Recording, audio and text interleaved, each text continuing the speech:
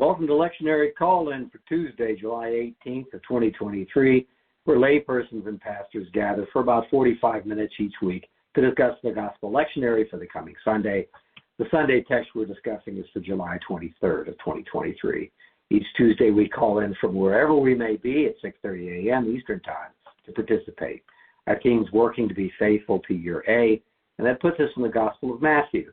We hope this discussion will provide areas of focus and reflection. Here's how it works. We develop perspectives independently after the leadoff person shares some formative questions. And then in this virtual discussion room, we share, encourage, and challenge each other. And here are the folks joining us in today's discussion. Sarah Mickelson from Tampa. Bill Hall, St. Petersburg, Florida. And I'm Don Upton. I'm in Charlotte, North Carolina.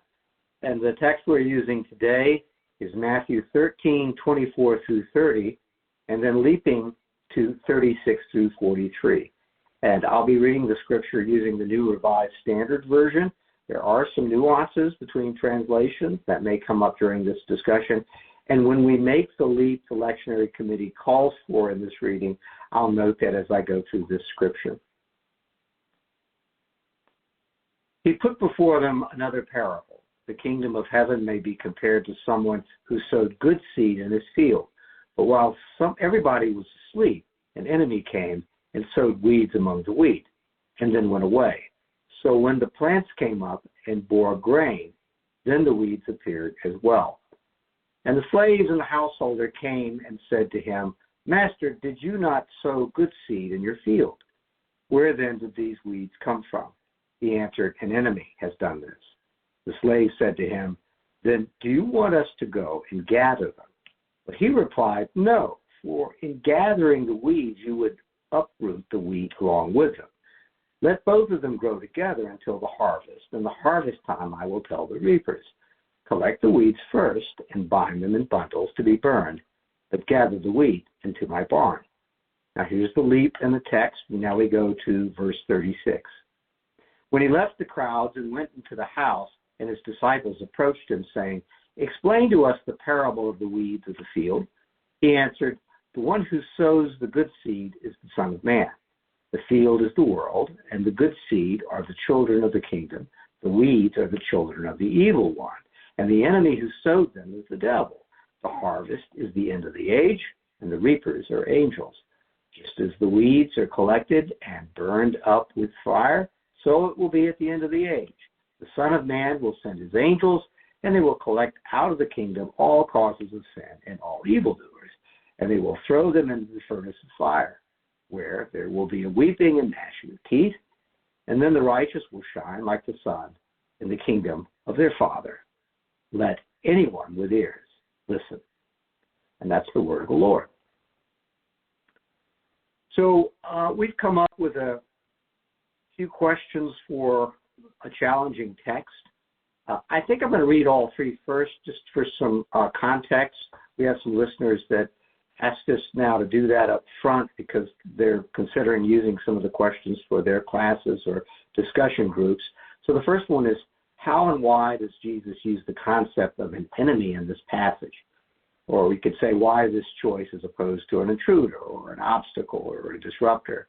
The second question is, what is the impact of letting both of them grow up together on the power of the parable, or our access to meaning or wisdom in the parable? And finally, the good seed are the children of the kingdom, and the weeds are the children of the evil one. That's a quote. How do you explain this difficult, maybe fearful statement, definition to the newcomer to the Gospel of Matthew? So those are the questions. And Bill Hull, the first question is coming to you first. How and why does Jesus use the concept of an enemy in this passage? Why this particular choice? Bill? And good morning, sir. How are you? Good morning. Good morning, Don and Sarah, and those viewing and listening later.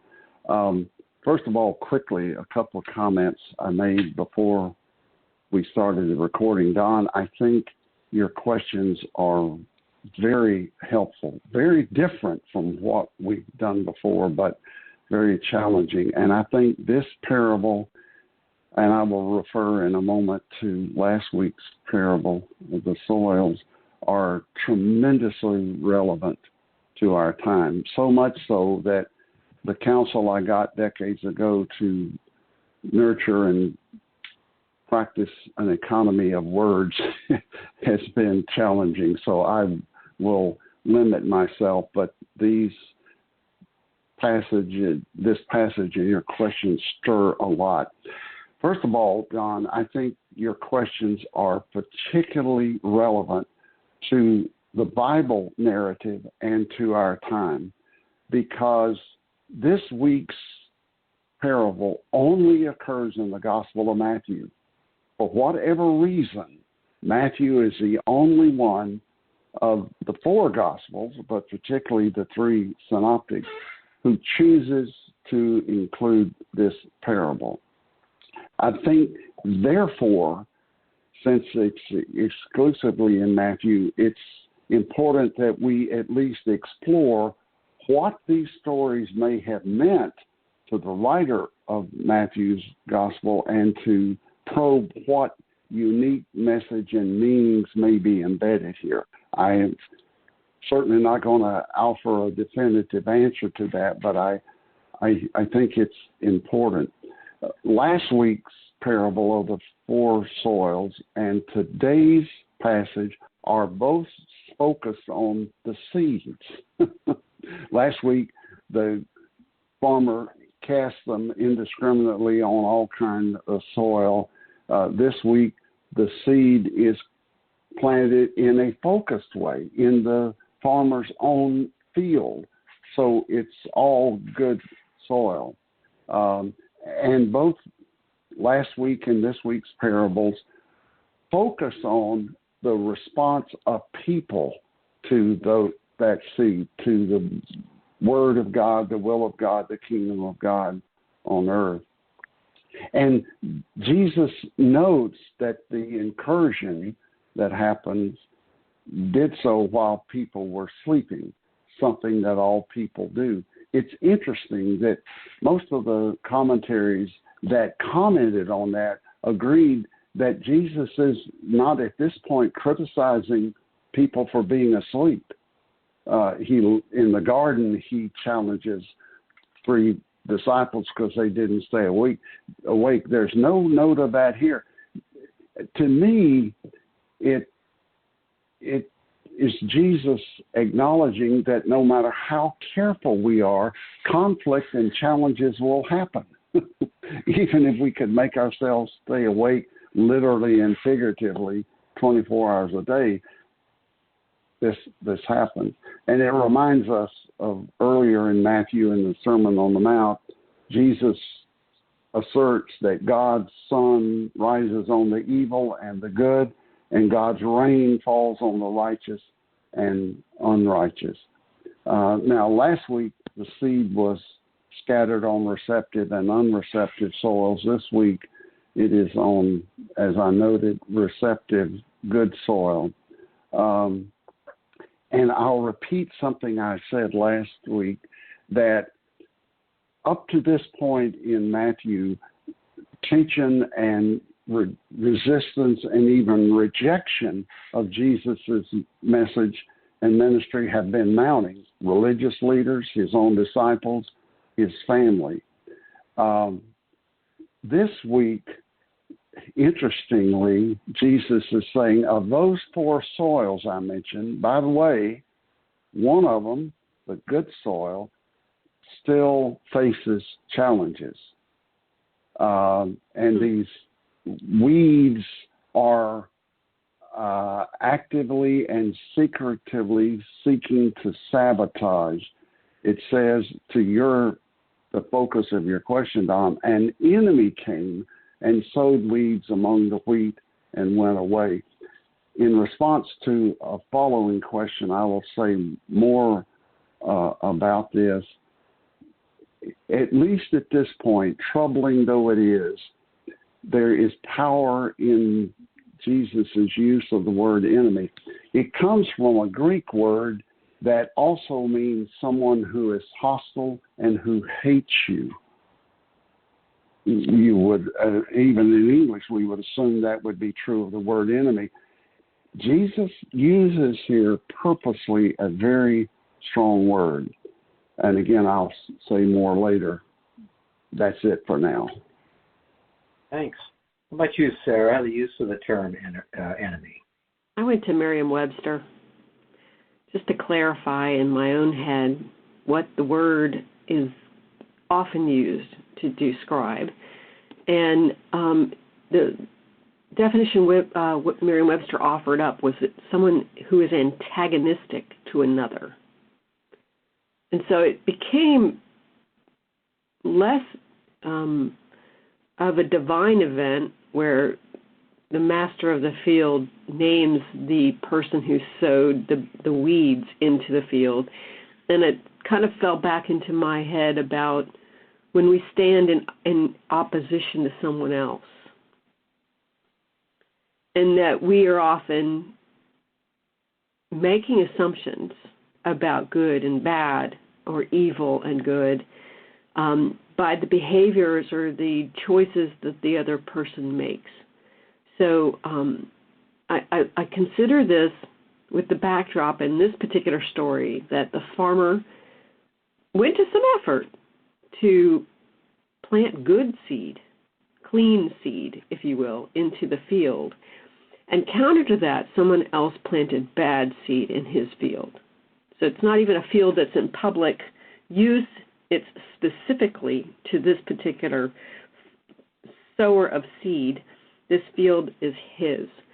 So I'm considering those moments where it feels like somebody's intentionally wreaking havoc into plans I'm working on or an activity I'm doing or a particular project I'm trying to accomplish. And I'm trying to look at those things carefully and determine if a course of action should be taken or if I should hold my decision-making until I understand more. And so in this case, enemy for me is both a modern word and a word of history. That sometimes who you think is your enemy is not, and sometimes the person you think is your friend is your enemy. So I'm kind of looking at both sides of that experience and wondering about the intentionality of the behavior. And what I'm getting to is sometimes the behavior is what tells you whether or not a person is supportive or destructive to what you're trying to accomplish. Thank you. I raised it because it is a harsh word. It could be almost destructive in its own right, as in, I'm in the business of finding my enemy, and it took me a while to work through that. And I, in my heart, learned that was, in the world, there are things that can be destructive, intrusive, wasteful, unseen, and then we hear the word of the owner. Ask me. I can help. You can. You can see. But it's less divisive than just seeing, because I know that the slaves, the farmhands, had pretty good answer. I think to go into this, to see their answer in terms of pulling up the weeds immediately is probably a very practical thing to do. But even the practical practice is not the right answer. But there's someone saying, look, I can help. There's a better way. There's a perfect way in this case, because I think it's a perfect crop.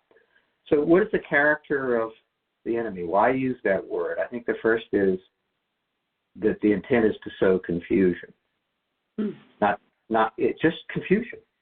And it varied solutions, distress, frustrations, concerned about who did this. That's exhausting in its own right. That is work and calories I don't think we don't want to burn. But there it is. Just that alone is distressing. Mark Davis writes about it this week in his blog, and he says, you got to remember that what's in the field resembles wheat. The root systems are intertwined. It looks the same. If you look out to a layperson, if I look out what's grown up, I go, that is a field of wheat, period. What do you see? I see wheat. That's it. But it's intertwined. Mark Davis called it a systemic imitation of a crop. That was an especially powerful way to look at it, and he repeats it through his blog. The intent and the knowledge of harm and confusion, very crafty, and not even seen for time passage. Not until later does that happen. Matter of fact, it's so crafty, it's like the servants are asleep when it's done. No one even knows it's happening for a while. Mark Davis also says the enemy in his translation is a hated one. And it's just, the enemy is not just mischievous or confrontational in a personal way or hidden, or it's not even quick. It's not, right? Time passes, it winds out. There's so much damage and so much confusion. It suggests the deeper intended harm, and I go back to that systemic imitation. It's so systemic. If the enemy was on a degree of 1 to 10, this one gets a 10. Well done in every way. So intrusive, so exhausting. So I would say, here's an enterprise made up of competent people. I choose to believe that we talk about the people working the field, and everybody has a role to play. They're really good at it. You're a field hand. You know what's going on. When you have a solution, as in pull it up, that's the right answer. So you have competent people who think and have an experience, and it's still not good enough. The enemy actually messes up your basic assumptions about how the earth is working. And it even implies, it's so distressing early on when they go, what did you intend to do? Who put the seeds there? And I think behind the scenes, it's like, because this is so destructive, I just want you to know I didn't do it. So now it's potential infighting here. This is so destructive to this enterprise. And so it's at the end, a valuable crop is intended to be lost and should be. Because the servants knew what to do. The hands knew what to do. The slaves knew what to do. And if they'd done it, they would have actually implemented the end of the plan itself. So I just wanted to lay out to what the word enemy has wrapped around it. Well, let's go to the next question. And Sarah, this one's for you. And what is the impact of letting both of them grow up together on the power of the parable or on our access to meaning? Sarah? Oh, it's hard for me. Thank you for making my head work. The instruction seems to be take no action, do not judge. God has this well in hand. So here's my concern. The true nature of wheat and the true nature of weeds seems to stay constant and apparent in this particular parable, and they don't impact each other. So the fake wheat and the real wheat grow up together, but they don't change each other. They don't influence or somehow cross-pollinate. So much so that at the harvest, the reapers can tell one from the other with clarity. Am I wheat or am I weed? That's my concern. And I think this is a hard passage to read because we aren't confident in our weediness or our wheatiness, if I use those words carefully. And I don't know how I feel about this aspect. I'm of two minds about this. First, I'm grateful for the distinction because of my inability to perceive good from bad. And in contrast to that, I'm confident that nothing is impossible for God. So I'm concerned for the weeds. Can they not be saved? Where's the grace? Who is good? Who is evil? Which of us is welcome into the harvest and which of us is left out? Thank goodness the adjudication is not up to me. So regardless of the insidiousness of the weeds, who were not sown by the hand of the person who owns the field, it's not their fault they're weeds, is it? Not that fault is really a player here, but they seem innocent to me, these weedy seeds, and I'm concerned for their long-term care and love the process through which they're going to travel. So I'm wondering about that. I'm wondering how does the wheat feel about the weed growing up next to them like a neighbor? And how do we care for each other without calling each other wheat or weeds? And in doing that, I'm like, my loving kindness is the instructions I've been given haven't been to, oh no, you don't give it to them. You only give it to people who look like you. And I don't even know what that means. So I'm worried for the weeds. You, if I had a theme for my reading this week, and I dove into the scripture with fear and worry, and because this is so complicated, but I ended up at peace this morning as we began, because now instead of just standing back and trying to do what the disciples asked Jesus, which was, this is this role and this is this role, it became just an affair of the heart for me, a challenge of, where's my heart and how do you see? What do you see? And some of us grew up with a song that says, in times of trouble and in darkness, I would say, I'm translating the song, or disruption when you can't think clearly and you want to weed things out, or you think you have the answer, but you're stressed. Someone said, let it be. Let it be, let it be, let it be. Whisper words of wisdom, let it be. You're sorting through things in a way, and maybe even with a confidence or with a great fear, let it be. So I'm paraphrasing Lennon and McCartney on that one. But that song came into my head. But the first is times of trouble and darkness and the disruption that the enemy intended. Who did it? Whose fault? Oh no, I have the answer. Who has the answer? And the hands here, the slaves, the servants, why didn't they do what was right to do? I mean, I think any reasonable farmhand would go and pull this up. That would be the right answer. Why did they pause? There's a relationship here. There's something already established. Discernment is taking place, I think, already. So the intended harvest, I think, is meant to be a perfect harvest. And so who knows? I mean, there's no such thing, but I think there is in this case.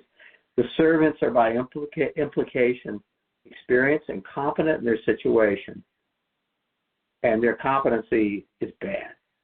And I think we're asked to assume a reasonable farm worker would try to eliminate the weeds.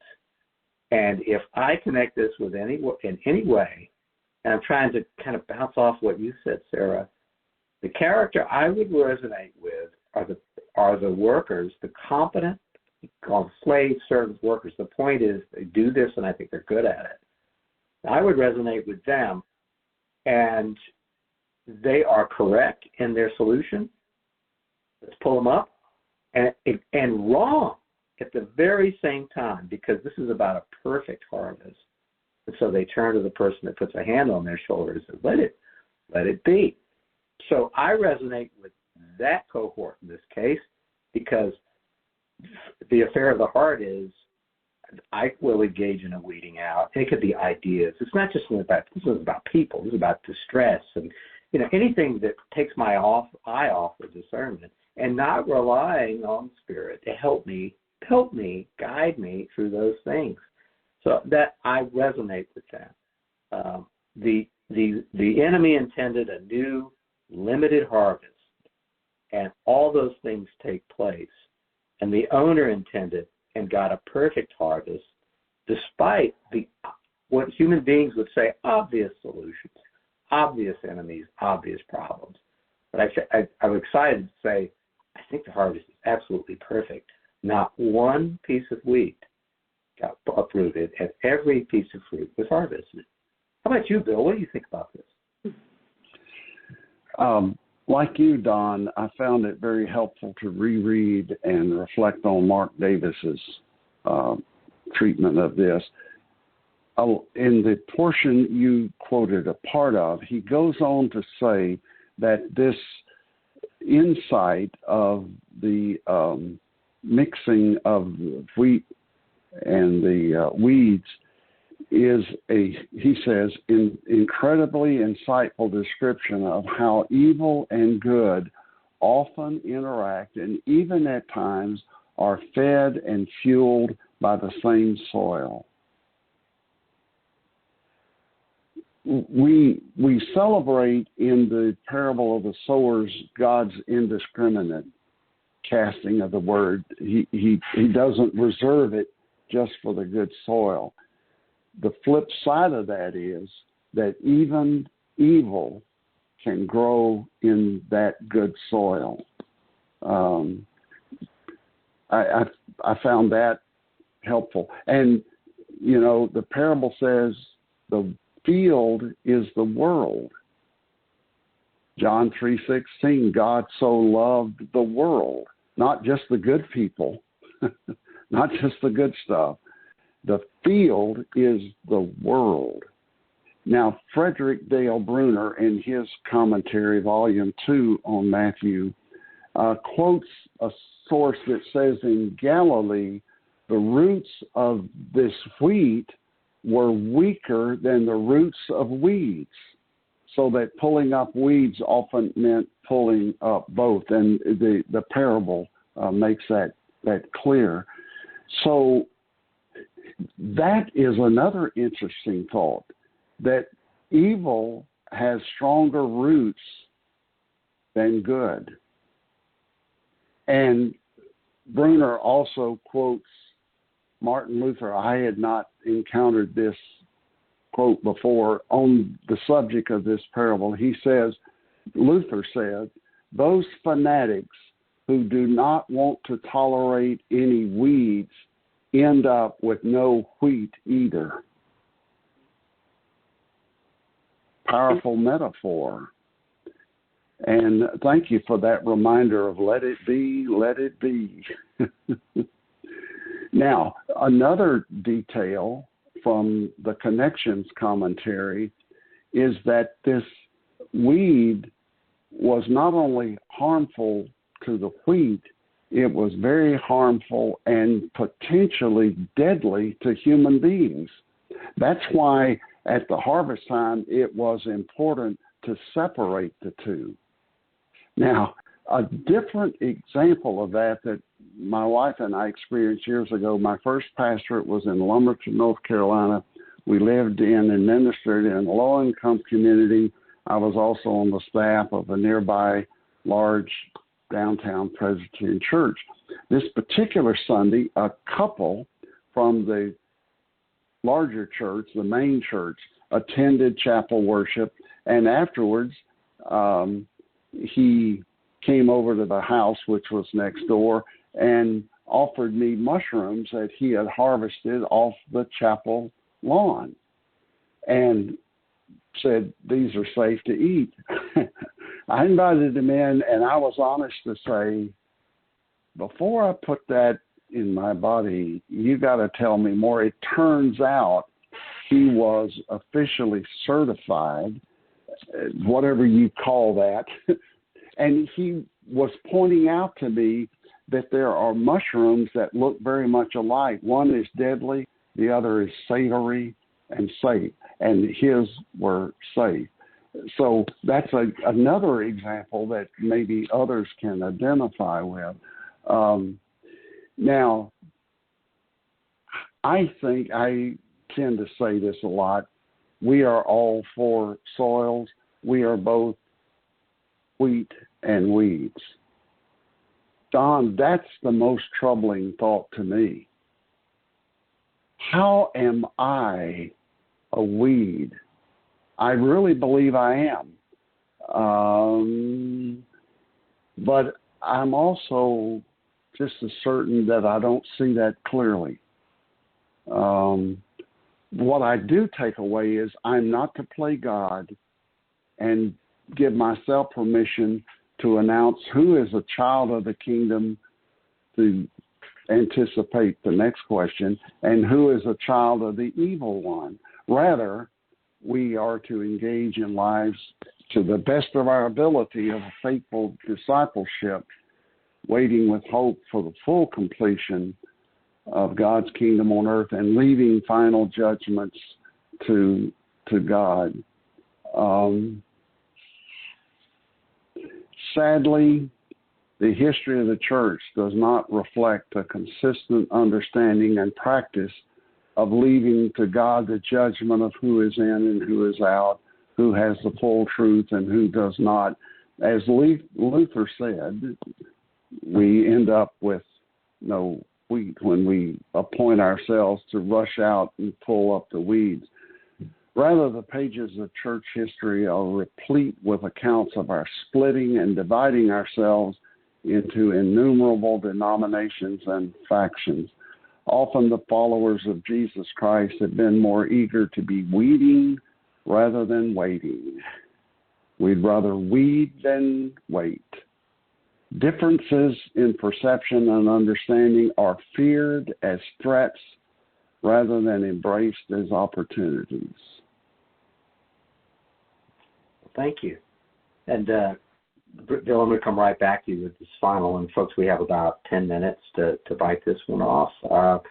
If you issue the challenge of we can be weed, we can be wheat, I think it's interesting if you challenge me to imagine myself as weed. These weeds are actually of no consequence. If you follow the guidance of the owner, they're just worthless. They don't do any damage. The enemy created disruption and confusion and anxiety, but the perfect crop is it was just the perfect crop, and it reminded me of Bill Wallace, who led our lectionary class at Palm City Presbyterian Church for generations, and we honor him with that. And he said, we're not capable of what God will do at the end of time. And he always used that as a theme of this. But Bill, let's go back to you with this final question. The good seed of the children of the kingdom and the weeds of the children of the evil one. How do you explain this difficult, fearful statement or definition to a newcomer of the Gospel of Matthew? And I think this resonates with the harm that has been done in the past as well. Bill, you please. Thank you. You up the ante by focusing on a new believer. First, obviously, I would acknowledge that this is very powerful language and it's binary. It's either or categorizing. We have to acknowledge that. Our friend, Father Richard Rohr, is opposed to binary, but there's no way around it. This is either or rather than both and thinking. But I would go on to say that life and ministry are messy. And there are weeds. And sometimes I'm the weed. Now, among Jesus' own disciples, there was resistance, denial, and even betrayal. You talk about strong language. What did Jesus say to Simon Peter when Peter was opposed to Jesus, predicting Jesus' suffering and death? Jesus said, "Get thee behind me, Satan." Peter was being a weed at that point. Now, while we are not the ultimate judge of other people, we are called to be discerning, to be wise as serpents and harmless as doves. And Sarah, you powerfully referred to that in our pre-recording. And two quick comments. When I was a student in seminary, Dr. James McDowell Richards, a very dignified Rhodes Scholar, Presbyterian minister, a great leader, was president of the seminary. And more than one occasion in my 3 years there, when he was speaking in chapel worship, he would forcefully say to us seminary students, "Remember, Satan walks the halls of Columbia Theological Seminary."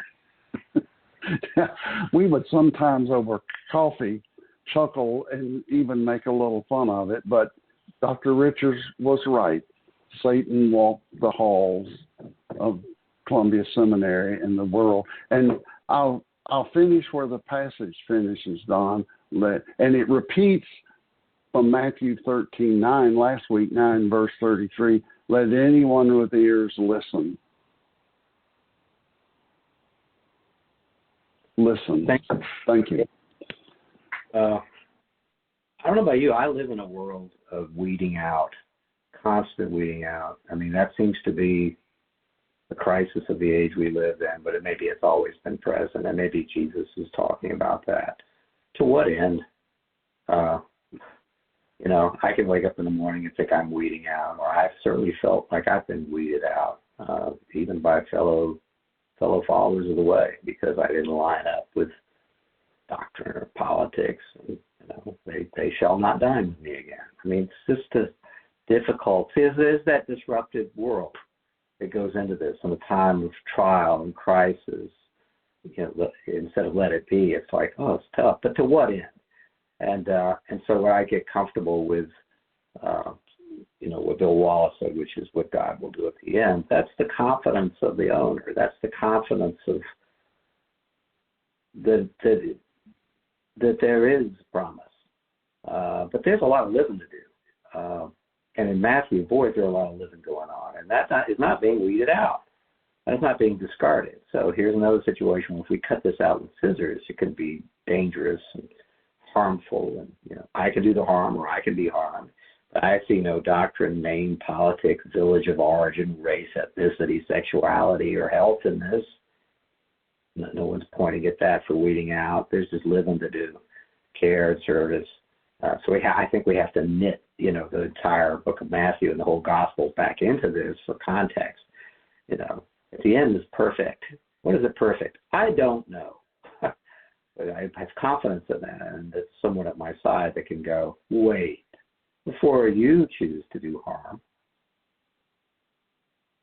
meditate upon the gospel. So see gospel. Sarah, you get the last word on this. What are your thoughts about this binary challenge? I think that the world in which Matthew lived, people would have looked at him and said he was a weed. So there's a tender heart to this story on the part of the author. I like the idea of letting it be, that it's that my hands are not the hands that God is calling to pull up and destroy. My situation is different. So in reading this week, David Lose's blog from 2014, that blog is entitled, where is it? On Wheat, Weeds, and Ambiguity. The quote I liked, or that touched me, was, "Our lives are littered with situations where there is no clear and easy answer. And yet we rarely talk about these things in church. Maybe we don't know what to say, or maybe we ourselves aren't quite sure of how the faith relates to the situation. But I hear in this parable Jesus' promise that in ambiguous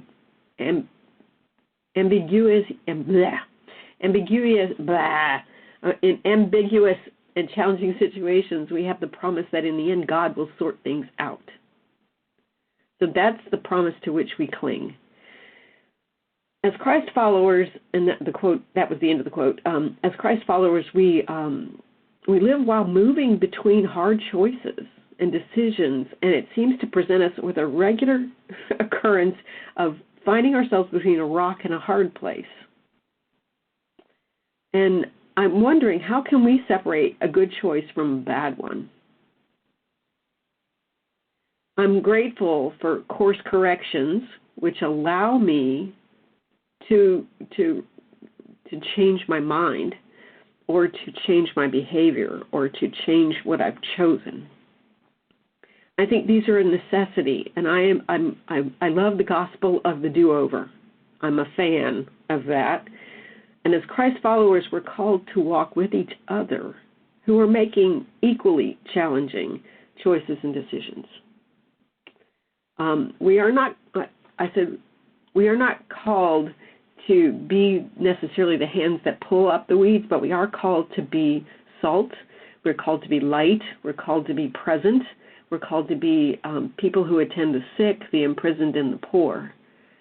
So we're called to be. So if today's conversation is about letting it be, we're called to that work of being next to each other.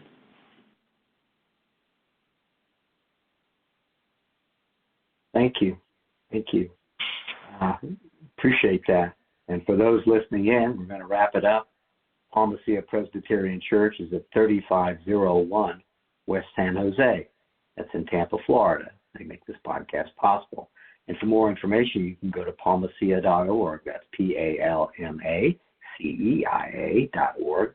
We always commend that to you for great sermons, discussions of lectionary, disagreements about lectionary, helpfulness, meditations, prayers, outstanding music, opportunities to take communion. So check that out. And you're always welcome. We'll see you next time.